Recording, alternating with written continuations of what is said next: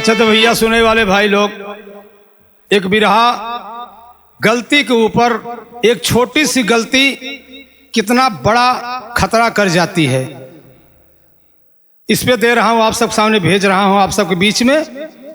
आशा है, विश्वास है कि आप लोग प्यार दुलार जरूर देंगे। भूमिका का लाइन में मास्टर साहब।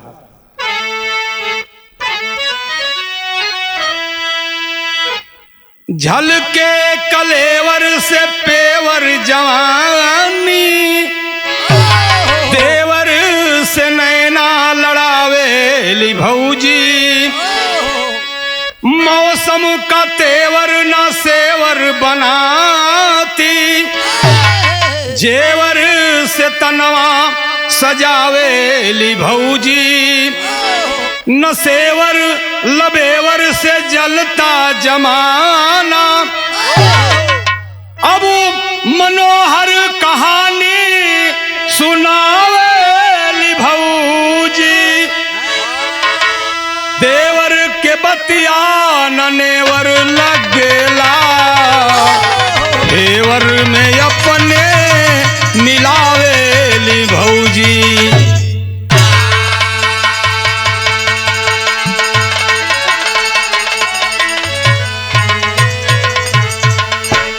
ए भैया हो, एक भौजाई मदमस्त जवानी में कोनो गलती नहीं बेचारी के, जब ओकरे साथ धोखा किया गया तो वो असहाय हो गई और जवानी दीवानी बन गई और देवर से अपने नयन चार करे लाग। लेकिन गलत काम के परिणाम गलते निकलत है। यहाँ का लाइन, गजल का लाइन मास्टर।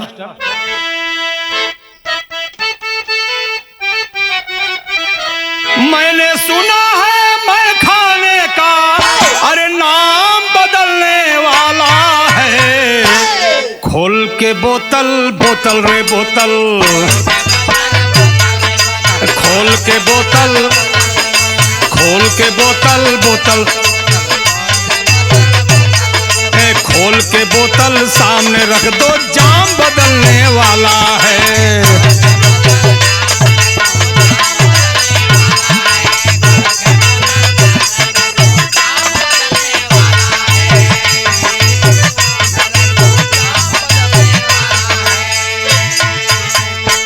विरह के लाइन में कवि जी लिख रहे हैं, बुरा कर्म अंजाम बुरा, अरे परिणाम सभी ने देखा है, लाख मिटाओ मिटे न प्यारे, लाख मिटाओ, हाँ लाख मिटाओ मिटे न प्यारे, लाख मिटाओ मिटे न प्यारे, जो किस्मत का रेखा है।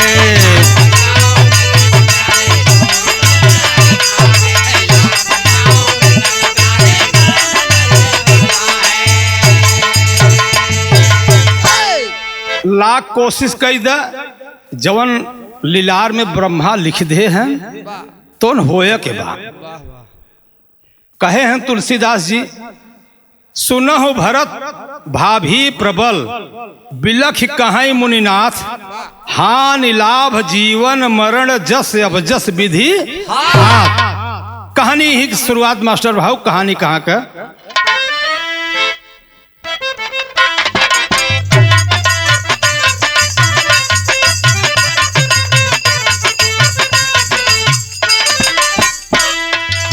जिला उज्जैन में एक ग्राम विजयपुर सही, जिला उज्जैन में एक ग्राम विजयपुर सही, वहीं की घटना है बाजार उदय दूर रही।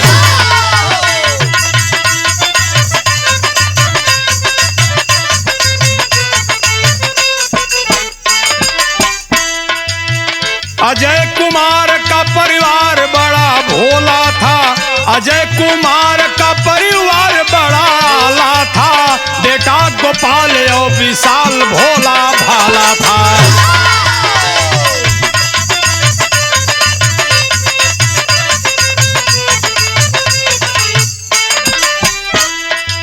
ब्याह के उर्वशी जो बड़ी बहू आई है, ब्याह के उर्वशी जो बड़ी बहू आई है, प्यार के तार में करंट नहीं पाई है।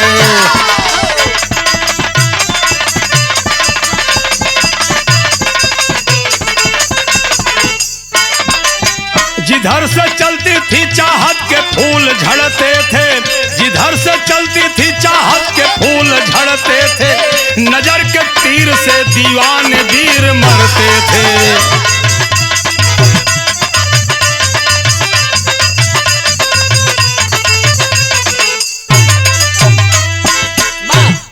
आप सब पहले कहानी ढंग से समझ लें।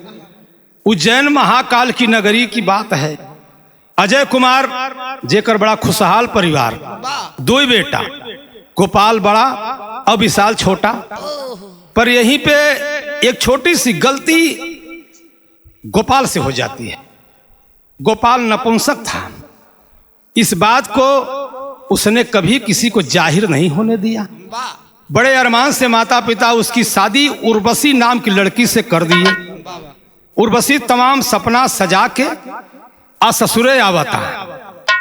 ससुरे आए, सुहाग रात के टाइम रही रही के घड़ी देखा था, रही रही घड़ी देखा था। 12 बज गए, 1 बज गए, 2 बज गए, दुल्हा नहीं आए, दुल्हा नहीं आए ना। 3 बजे भौजाई लोग अंदर ढकेल दी जबरदस्ती की जाबा किया है। जब आए तो नॉर्मली बोलन बतलाने और एक पार्टी पकड़ के सोई गए। जब एक पार्टी पकड़ के सोई गए तो दुल्हनिया सोचा था कि बात का बा, दानव दहेज बढ़िया दिया गया, जवन मांग भी तवन दिया गया, ये होत का बा, काहे रिसियान है। तो कैसे बा मास्टर, यहाँ तर्ज बा।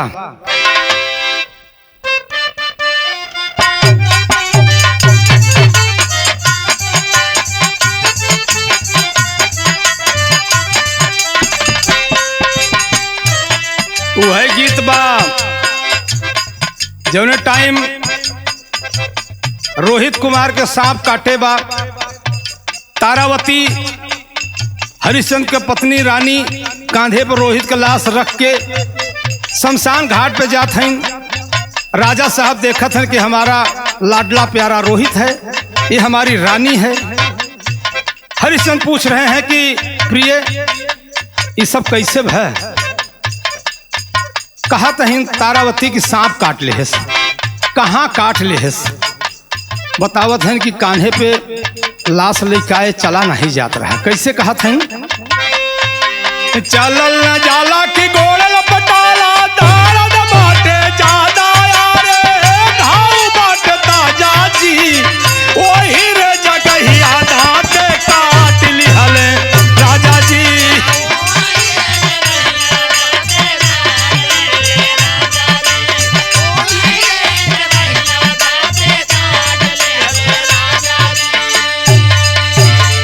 भावी है बा सोहागरतिया बनिया फतिया पीसा नहीं मसाला रहेगा, गड़बड़ घोटाला जी। एने ओने ताके बबुनिया लोढ़वा नहीं देखाला जी।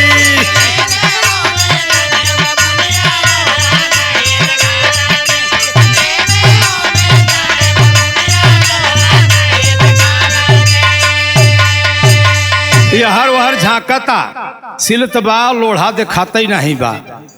उर्वशी गुजहरिया के साथे धोखा भाई ले,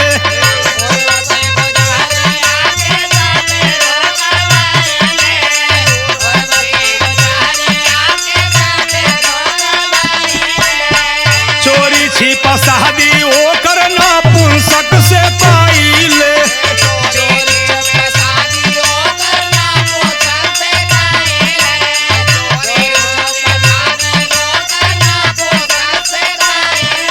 घेरे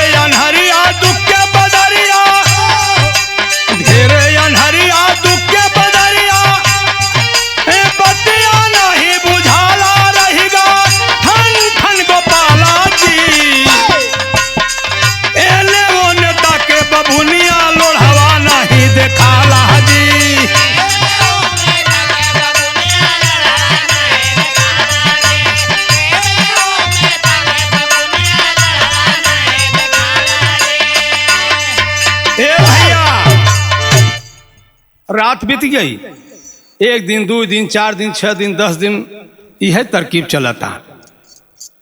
आवत हैं 2 बजे 2:30 बजे रात, रचे बोल बतियाई कि एक पार्टी पकड़ के सो जाता। पता लगावता तो मामला ढिसमिस बा। अब ओकरे दिल में एक आग बरता, ये पहाड़ जैसे जिंदगी कैसे बीते। गई अपने मई के और दोंगे आवता दूसरी बेरी। जब दोंगे आवता, अब आप लोग सोचें कि उर्वशी कोनो गलती बा नहीं, मजबूरन अपने देवरे की मिलावता। कैसे मिलावता मास्टर?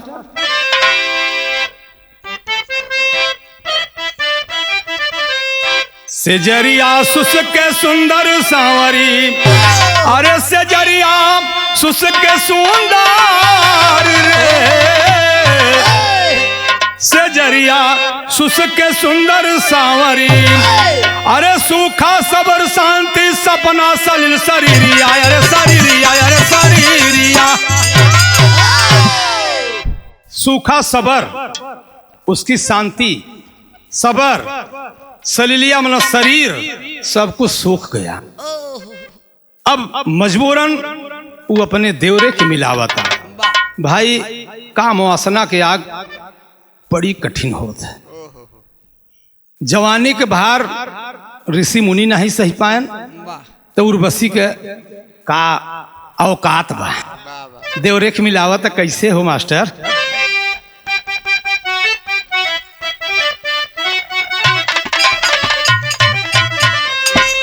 दुनिया बड़ी बढ़िया रही आजू के 20 साल पहले, 25 का 30 साल पहले।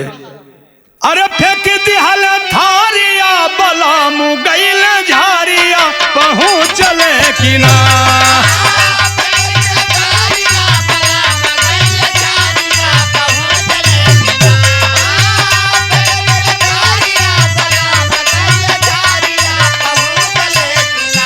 हाँ फेंक दिहल थारिया बलाम गईल झारिया, पहुँचले कि ना। उठे मन में लहारिया, पहुँचले कि ना।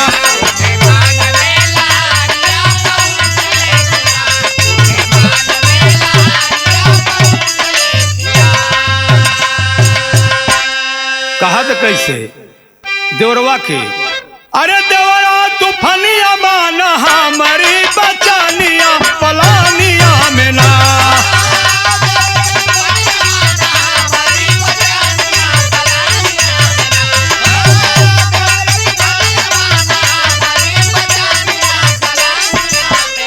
हाँ देवरा तूफानिया माना हमारी बचानिया, पलानिया में ना।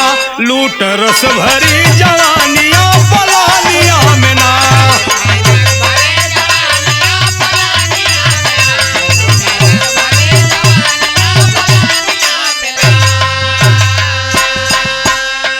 प्रीतिया के रीतिया तू जोड़िला अनोखा, तोहर बिना खोल बानी दिल के झरोखा।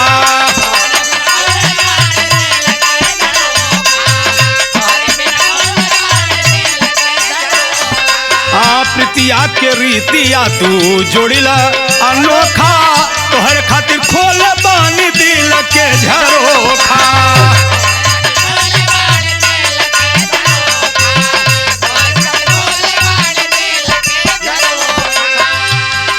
सोखलब के पानिया हो, सोखलब के पानिया बनोई के दुल्हनिया, जवानिया में ना। लूट रस भरी जवानिया, पलानिया में।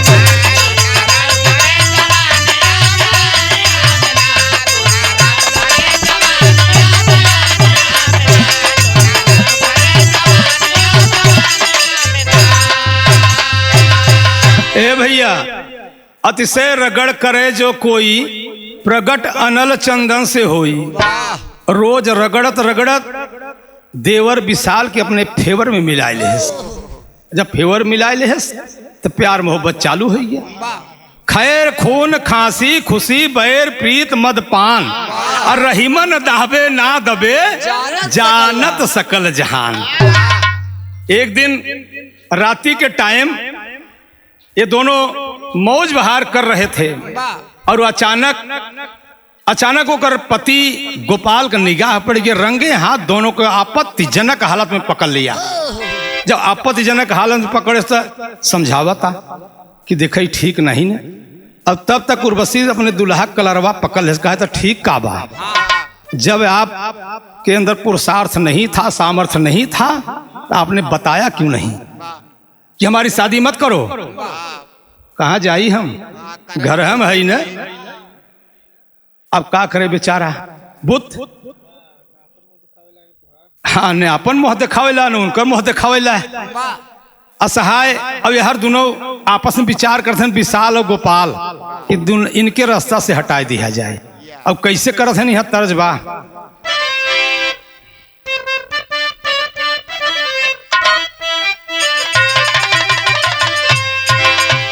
अरे सरंगिया वाले का डेरावा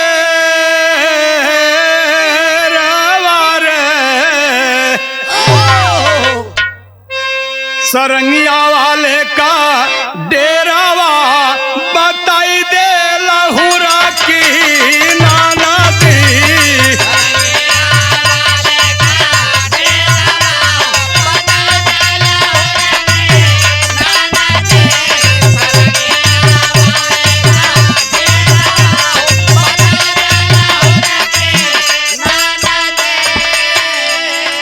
देखल गोपालना जारिया, देखल गोपालना जारिया, गुजरिया खेलैले खेलावा।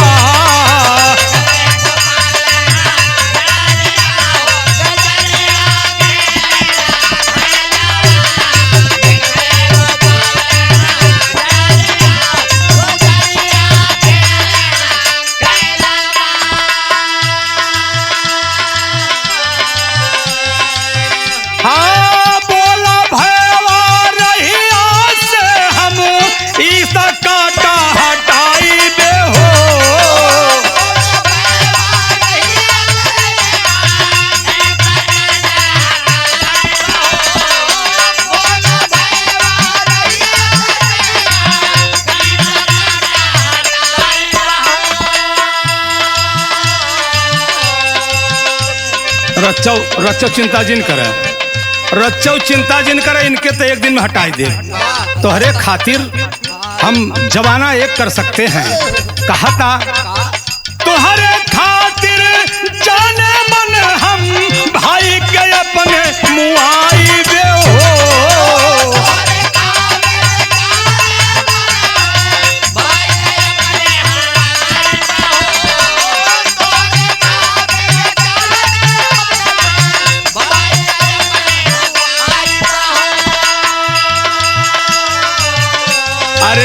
बाजे बाजे प्यार बासुरिया, गुजरिया खेलैले खेलावा।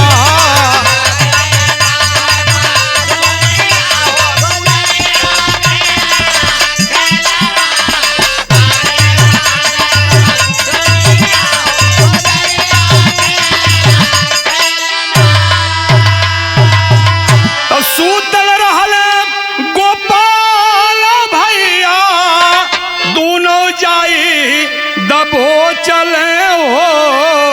तो मरल पिटले खूब सतावाले। सोवा भैया रात में, और दोनों अचानक धावा बोल दिए, सोते हुए भाई को दबोच लिए, मारे खरोचे। आज देखिए खुद दुल्हन उसकी बांका ले हाथे में, कहा तो दबावा काट दे गर्दन, वही दहजरू के नाती के रास्ता साफ। अधई के विशाल दबायन, जब ताने गड़ासा खसमसान, गड़ासा गर्दने पर न पड़ के गर्दन वहां से हट गया। खटिया पड़ा, खटिया पड़ा। दो जन उर्वशी और विशाल मारना चाहते हैं। गोपाल अपने जान की रक्षा कर रहा है, भाग रहा है, दौड़ रहा है। कहा जाता कि मारई वाले से ज्यादा ताकत मार खाई वाले को ही जाता है। छपटाता और रोई रोई एक बात कहा था। कैसे कहा था मास्टर?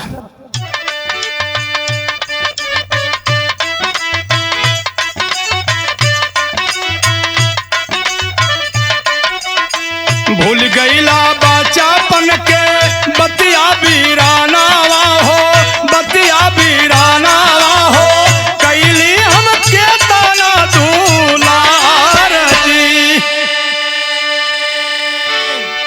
जाने नाही रहे ऐसन आई है दुर्दीनावा हो, आई है दुर्दीनावा हो, बदला चुकई बलई का तार जी। ख्याल करो भैया, विशाल भाई ख्याल करो, बचपन में कितना तुम्हें प्यार देते रहे, दुलार देते रहे भैया। अगर तुम्हें क्यों मारत रहा, तुम्हें क्यों डांटत रहा, तो ओकर संति लड़ जाते रहे, रे भाई मेरे भाई। एकर बदला आप कटार से चुको हुए, इस समझत हम नहीं रहे।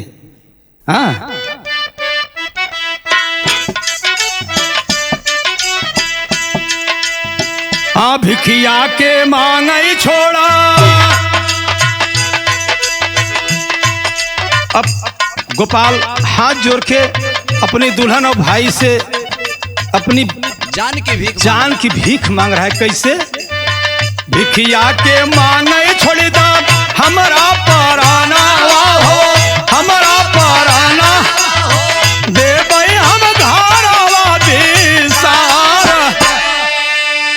थर थर कांपे ढर ढर ढर के नया नावा हो, हथवा छोड़ाई भाफारा।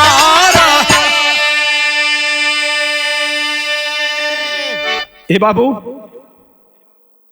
धक्का मारा जोर से विशाल को, विशाल गिर गया। उर्वशी पकड़ लेती है उसकी अंडरवियर, अंडरवियर पकड़ लेती है उर्वशी। आज जान बचाने के लिए भागा, अंडरवियर फट गई। नग्न दशा में, नग्न अवस्था में वह गोपाल अपना घर छोड़ के भागा। सुबह सोच रहा है कि लोग देखेंगे, क्या कहेंगे। रात अंधेरी, गांव में गया, तमाम ओढ़ना कपड़ा लोग दुआरे छोड़ देते, और वो कपड़ा पहने, कपड़ा पहन के एक ट्रेन पकड़ लिया, एक ट्रेन पकड़ लिया। और ट्रेन कहाँ जाएगी इससे कोई मतलब नहीं, बस ट्रेन पकड़ लिया और वह ट्रेन चल दिया। यहाँ तरजबा अपने यहाँ का एकदम खाटी माई बहन गावत रहें।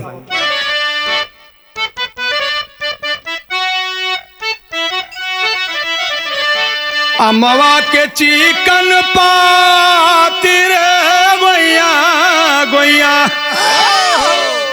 अमवा के चिकन पाती टिकोरा कौन तो रही ना पावई।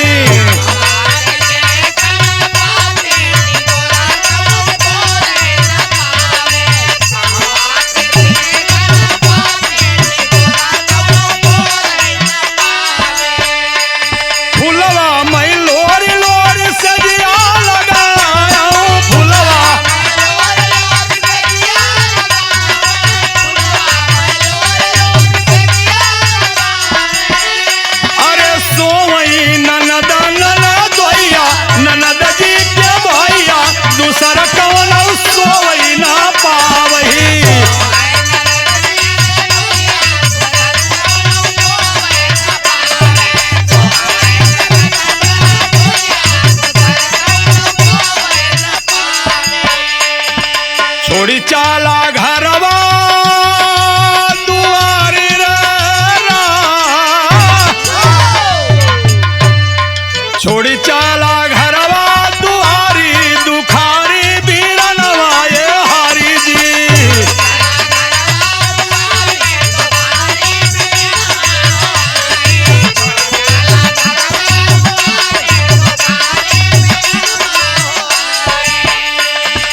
जौने ट्रेन पे बैठा, वो ट्रेन का आखिरी स्टॉप बीटी स्टेशन बॉम्बे पहुंच गई। ट्रेन खड़ी हो गई, लोग उतर गए, जितने मुसाफिर थे उस पे। अब ये कहाँ जाए? बॉम्बे की गलियां में घूमई आवारा, बॉम्बे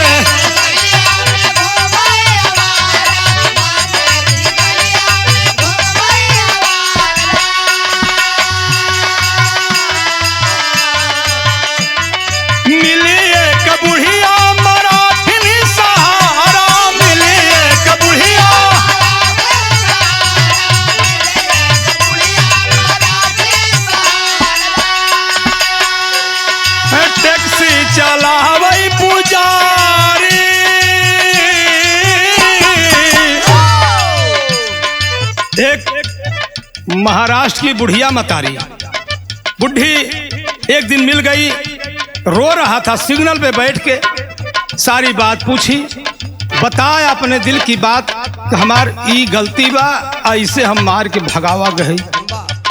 बुढ़िया कहे बेटा कोई बात नहीं है, मैं भी निसंतान हूँ, अवस्था चौथे पन की चल रही है, हम मुझे भी तो सहारा चाहिए।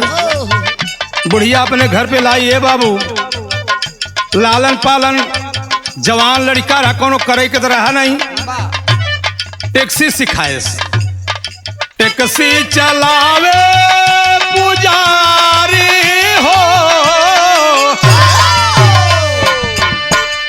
अरे टैक्सी चलावेला पुजारी रे, दुखारी बिराना माये हारी जी।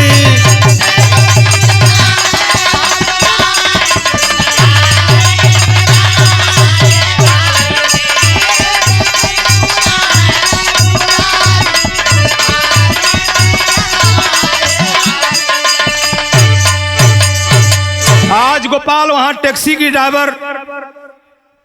ड्राइवरी कर रहा है। कई साल बीत गया, हर दुल्हनिया का मन बहकता हो मास्टर, जब मन बहकता तो यहाँ अपने माटी के गीत लगी स्वर्गीय हैदर अली गुरु जी के।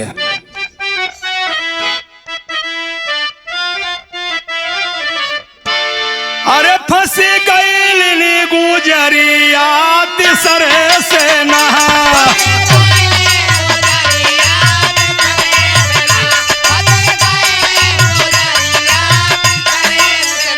देवनाथ के मिलाई चली बम्बई भगाई, लहरावई चुनरिया तिसरे से ना लहा।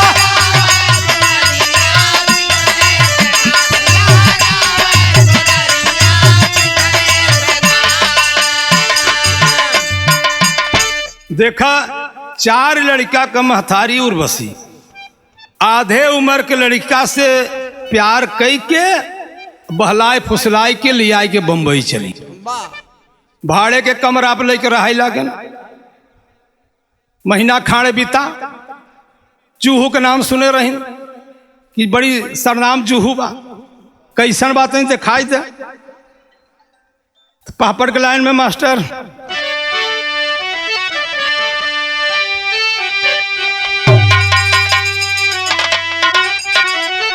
अरे चले उर्वशी घूमाई मन हरसाई जूहू बिचवा में, चर पहिया वाहन से गई टकराई जूहू।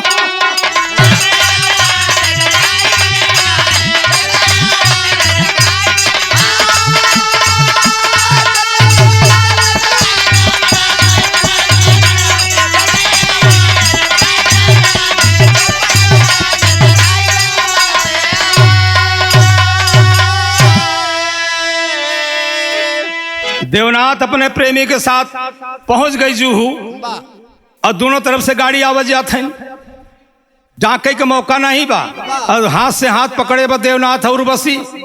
अचानक देवनाथ फरार होता, भागता है कि भाग के क्रॉस हो जाऊं, तो होनी होके रहती भाई जो विधि लिखा लीलार, होनी होके रहती है, होनी होके रहती पंचो जो विधि लिखा लीलार।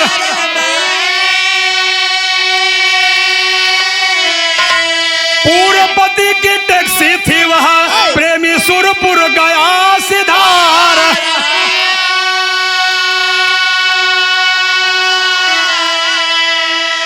मिली उर्वशी गोपाल से शर्माई जूहू बिचवा में, भूल गई बबूनी की चतुराई जूहू बिचवा में। ए भैया देखा होनी वहां से पूर्वपति गोपाल टैक्सी लेके भाड़ा बैठा के आ रहा था, और इधर से गोपाल एकाएक भागा, देवनाथ टकरा गया जगह पे, खत्म हो गया देवनाथ, और दौड़ी उर्वशी भी पकड़ लिया, भीड़ लग गई दोनों तरफ, ट्रैफिक जाम हो गया। पुलिस वाले आ गए और टैक्सी का दरवाजा खोल के उसका पूर्व पति गोपाल निकला। जब गोपाल को उर्वशी देखा शर्मा गई और पुलिस वाले आए, लाश को उठाए। लाश उठा के पुलिस प्रशासन कुपर हॉस्पिटल लाई है। पोस्टमार्टम हुई खबर पा विशाल भी गया है। देखिए कुपर हॉस्पिटल से ठीक सामने, कुपर हॉस्पिटल के ठीक सामने जो सोसाइटी थी, जो बिल्डिंग थी, उसी में उसका प्रेमी, उसका दूसरा पति देवर विशाल एक खोजा कर रहा बम्बई के माँ दुल्हनिया बम्बई बा कतौ मिली नाई और वही में वॉचमैनी करत रहा। पोस्टमार्टम भाई, पोस्टमार्टम के बाद भीड़ भाड़ देख के दौड़ के आई कि बात काया। जब देखा था गोपाल, बगल उर्वशी और देवनाथ करे गांव को लड़कियां, सारी बात समझ गया। अपनी सोसाइटी में चेयरमैन से कहा ऐसी ऐसी घटना हो गई है, बचा लीजिए, मेरा भाई बच जाएगा, निर्दोष है वो। ये बाबू चेयरमैन के कहने से उस सोसाइटी के सीसीटीवी फुटेज खंगाला गया। उसमें साफ पता चल रहा है कि टैक्सी ड्राइवर का कोई गलती है नहीं। ये डिवाइडर पे खड़े हैं, एकाएक भागा, टैक्सी आई, टकरा गए और मर गया। केस नहीं लिखी गई, सुलहनामा पे मोहर लगा। और जब सुलह पे मोहर लगा तो कुपर हॉस्पिटल से प्रेमी देवनाथ की लाश उठा के तीनों शमशान घाट पे लाए। आल्हा के लाइन मास्टर साहब कैसे?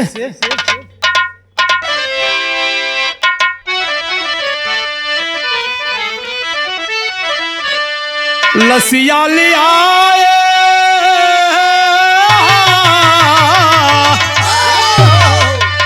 लसिया जलाए तीनों, लसिया जलाए तीनों, गम गिन मनवाए बाबू।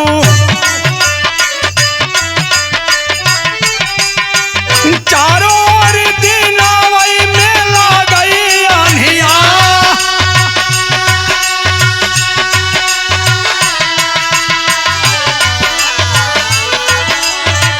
कापेला करे जाऊर बा सिकटौन छनवाए भैया।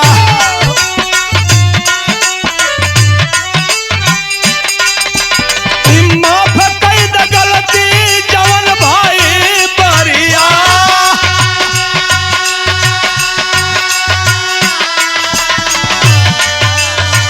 मारा गोपाल धई के आई थे सिकनवाए बाबू।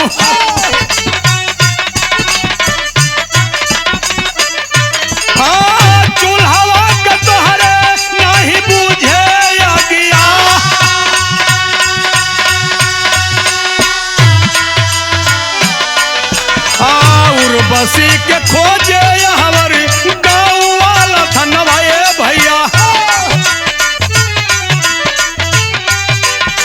प्रशासन से बचबा नहीं कितना होशियार।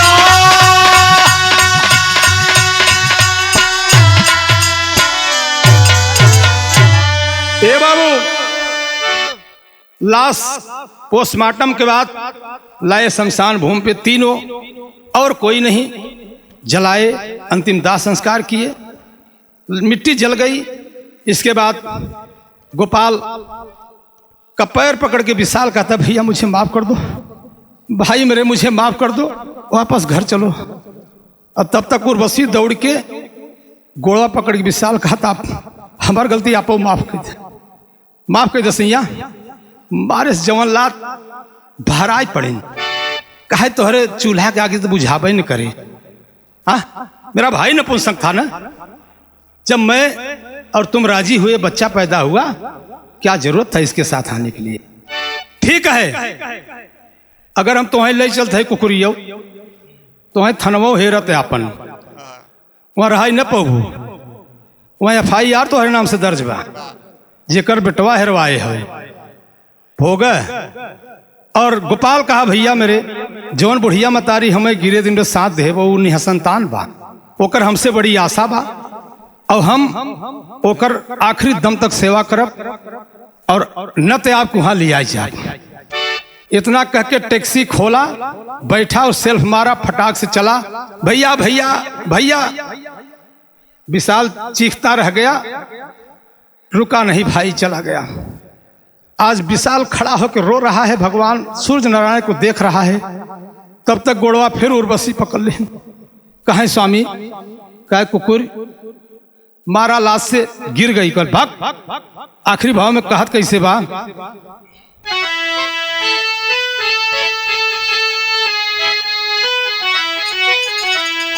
अरे चोरी हत्या पाप खुले आप के आप, पाप का ढोवा अब जाना जहानावा में ना।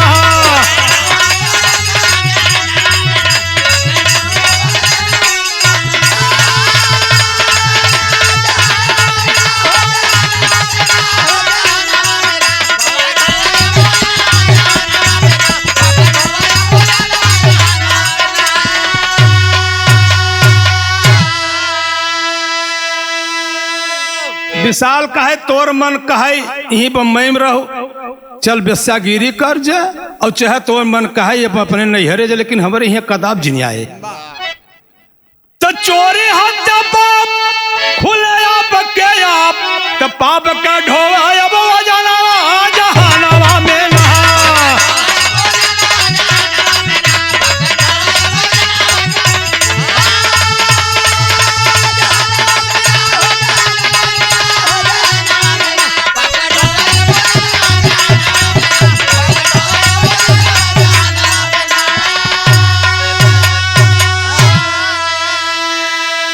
विशाल गोपाल दोनों भाई दो राह लिए अपनाई, असहाय हो के उर्वशी नैहर आई गई ठुकराई। तो लुटाई गरिमा के गहनवा जहानावा में ना।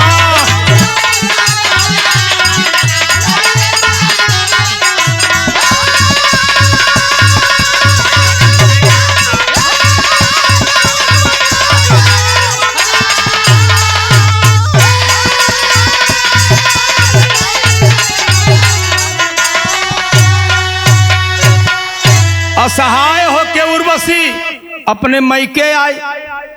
जब मैके आई पता चली कि उर्वशी आई वो देवनाथ नहीं आई है। देवनाथ के माई बाप भाई थाने पे गए, सिफारिश किए तो लड़की आई है पर मेरा लड़का नहीं आया है। ये भैया प्रेमी गायब किया उर्वशी, पकड़ाया प्रशासन।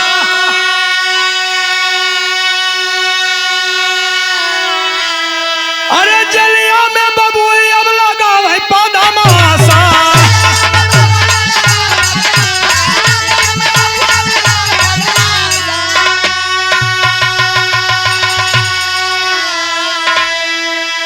उर्वशी पकड़ी गई, कोई जमानत लेने वाला नहीं मिला इस उल्टा का, और जमानत नहीं हुआ, जेल की चक्री वही पद्मासन लगा रही है। भाषण पवन कवि कथा नवा जहानावा में ना।